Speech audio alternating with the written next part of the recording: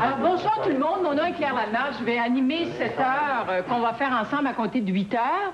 Et puis, les quelques 20 minutes qu'on va prendre maintenant pour faire connaissance d'abord et s'expliquer un peu dans quoi on s'embarque.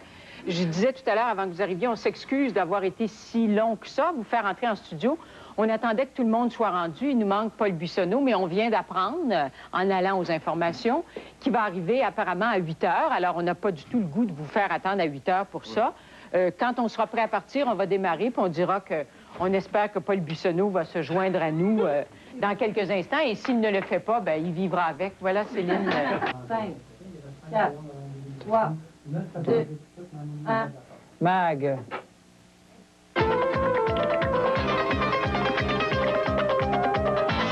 De Montréal, Radio-Québec présente Droit de parole. Ce soir, nous parlons de jalousie amoureuse. Nous l'avons presque tous et toutes ressenti un jour ou l'autre. Vous aussi, sans doute. N'essayez pas de le cacher. Les jaloux aiment-ils trop? Aiment-ils mal?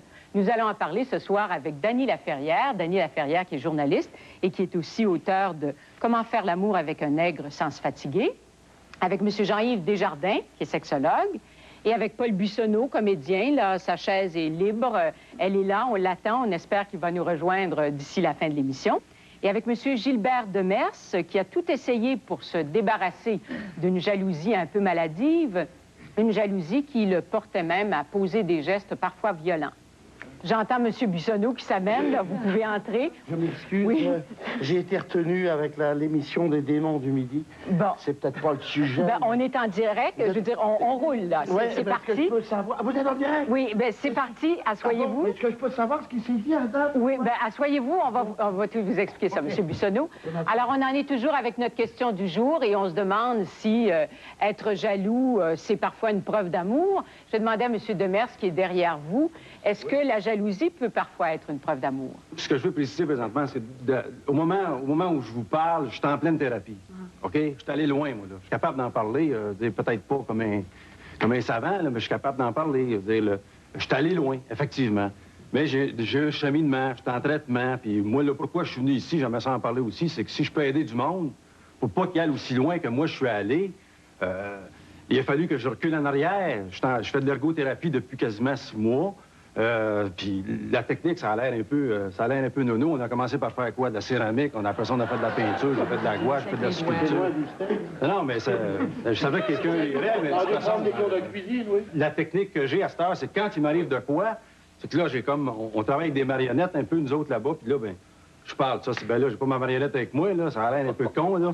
Mais j'y parle. Bon, d'accord. À ce moment-là, oui, d'ailleurs, toi, tu commences à me taper ses nerfs, OK? Oui, mais est-ce qu'il n'y a pas des raisons objectives, des situations objectives où on a toutes sortes de raisons d'être jaloux? Je reprends un peu ce que M. Demers et sa compagne nous racontaient tout à l'heure. Supposons que dans un couple, il y en a un qui est pour une certaine ouverture du couple et qui se dit « Moi, j'aime ma liberté, je veux me permettre d'avoir des aventures à côté », et que ça blesse l'autre personne et qu'elle a de la difficulté à faire ce partage-là.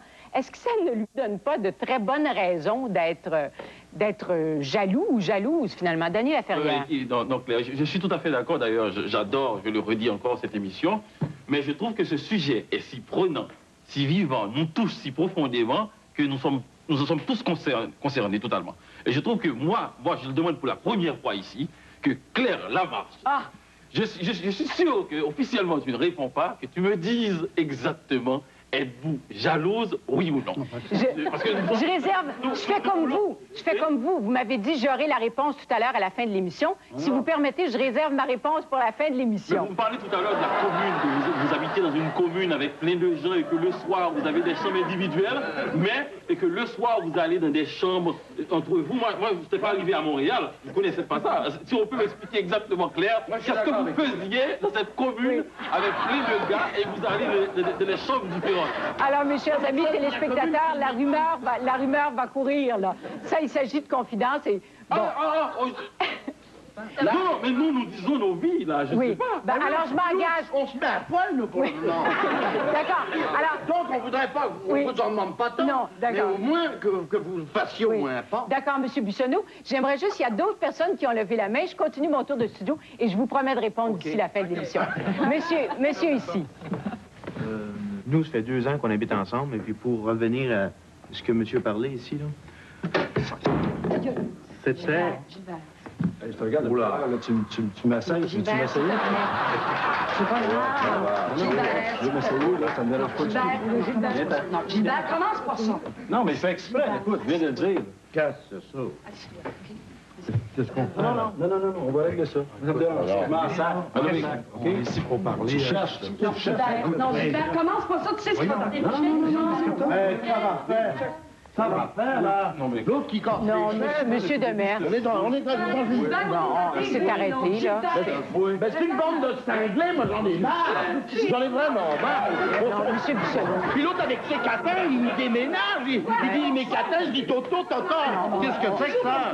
Franchement, il est fou, ce gars-là, il est fou. Il est fou. Soignez-le, docteur. Allez chercher un agent à la Oh, moi, je m'en vais, moi. Monsieur Bissonnot, restez, s'il vous plaît. Non, Salut, la on petite. va... non. Arrangez-vous avec les parents de la fille. Ben oui, est-ce que quelqu'un est allé chercher un agent de sécurité? Non, c'est... Oui, OK. Non, mais vous l'avez vu, il a couru après. Qu'est-ce